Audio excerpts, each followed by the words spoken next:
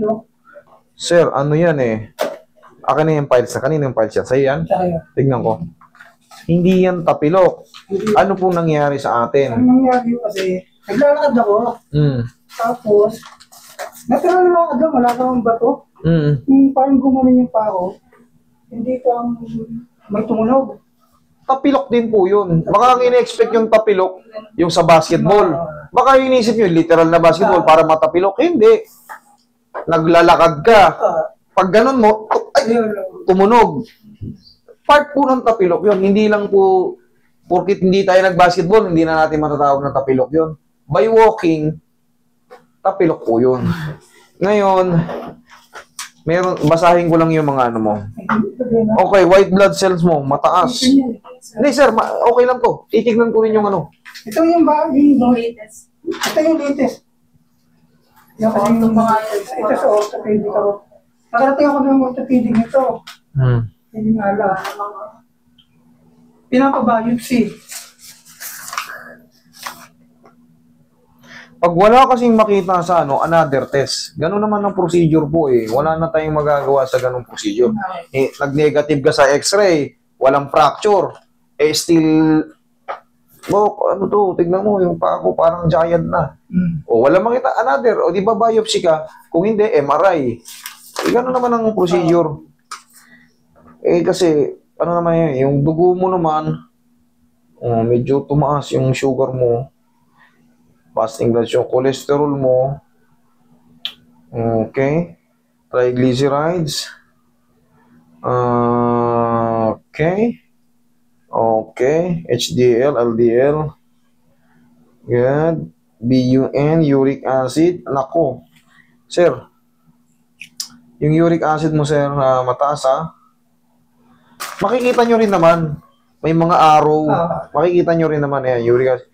Isa rin kasi to sa makakatulong. Katulad yan, baka, nung araw na yun, baka nakakain tayo ng, kunyari, kumain tayo ng karne. Ngayon, hindi mo sinasadya na tapilok ka, kasagsagang parang paputok na yung ano mo, parang pamaga na yung ano mo, dun ka napuruhan. Ngayon, siyempre, hindi mo alam ang gagawin, bigla na lang siyang namaga ng todo kasi nagsabay-sabay na yung ano. Tapos, hindi mo naman napa-adjust. The second and the third and fourth metatarsal are hypoblastic and osteoporotic with suspicious cortical breaks in the proximal ends. Ano ibig sabihin nito, bossing? Second, third, fourth, osteoporotic. Ano ibig sabihin ng osteoporotic? Alam niyo po ibig sabihin ng osteoporotic? Ganito po, para lubusan niyo maintindihan.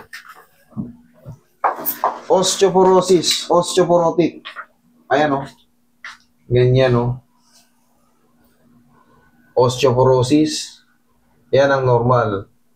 Osteoporotic. Ayan. Pero ito, ang sample nito is vertebrae or vertebra. Yan po. Tapos yung susunod niyan, osteoporotic with compression fracture.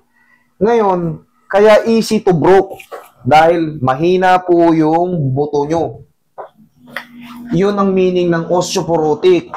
Mahina yung bone marrow mo, mahina yung buong kabuuan ng buto mo, bossing. Ngayon, nagkaroon pa ng cortical breaks in the proximal end. Ayan, manipis na yung ano, ay. Bossing, numipis yung buto mo, hindi siya ordinaryo, naku po, magbabitamins kayo nito. Natunaw na yung buto ni sir. Tignan mo, dapat yan, mas malaki yan kumpara dito sa hindi liit. Tignan mo ito. Ang nipis na. Sir, hindi siya ordinaryo, hindi siya pwedeng galawin. Hugot na rin yung dito. Tignan mo to. Bangal na yan siguro. Siyempre, pinipilit ni sir ilakad. Akala niya healthy yung mga ganun. Tapos, nag-swing na rin, Nag-swing na rin yan. Tapos, alin pa ba? Bukod doon, yung mga spar na yan.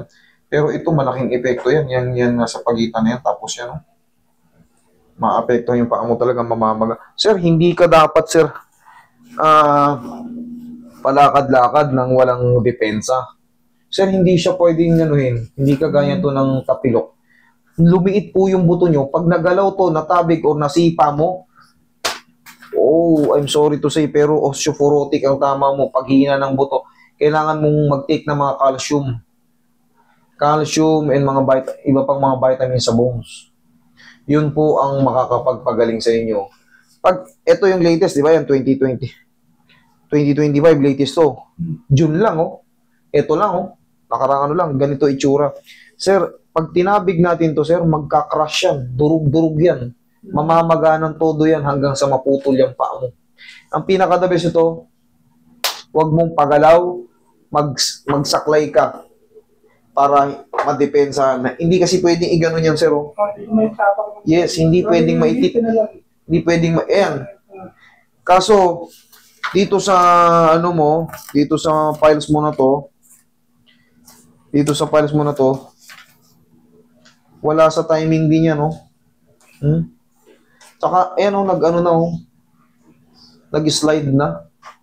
Ibig sabihin, natutunaw na yung ano mo, natutunaw na yung mga cartilage mo rito, yung panglabas din. Tapos ito, tunaw na. Tunaw na.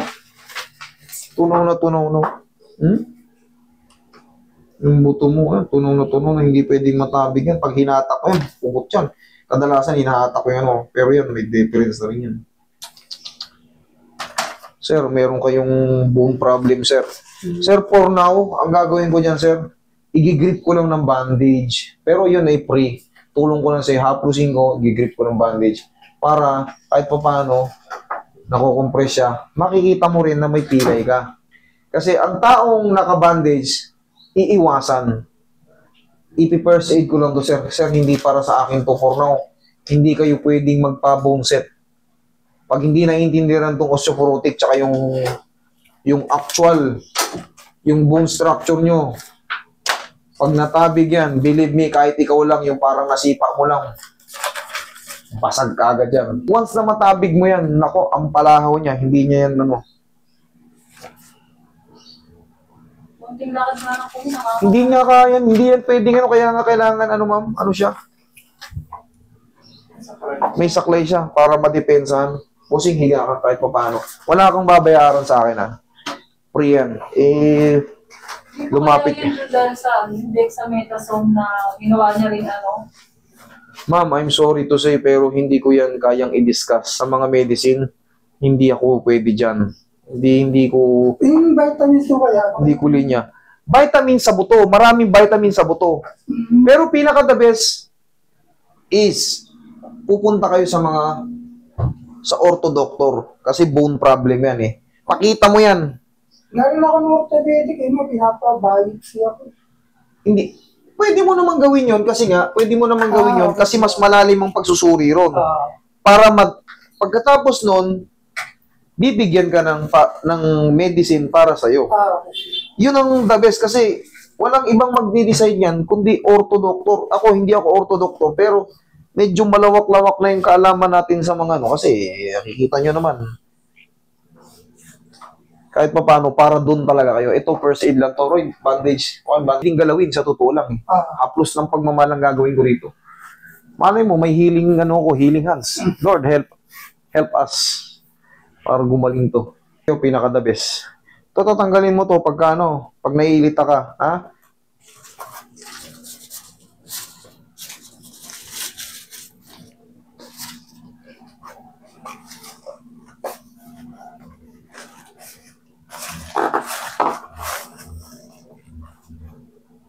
Huwag mo, Roy. Yan.